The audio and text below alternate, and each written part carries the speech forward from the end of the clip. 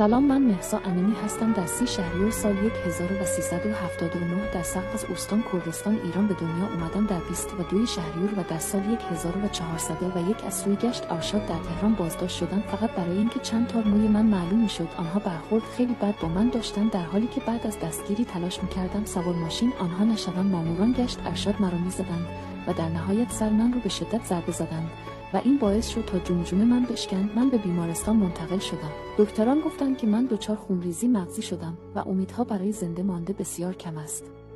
سرانجام بعد از 3 روز و در 25 شهریور 5 روز قبل از تولد 22 سالگیم در بیمارستان کسری تهران درگذشتم. کشته شدن من باعث شد تا مردم غیور ایران بر علیه جمهوری اسلامی به خیابانها بریزند و از حق من دفاع کنند. یاد من همیشه در قلب زنان و مردان ایرانی باقی خواهد ماند.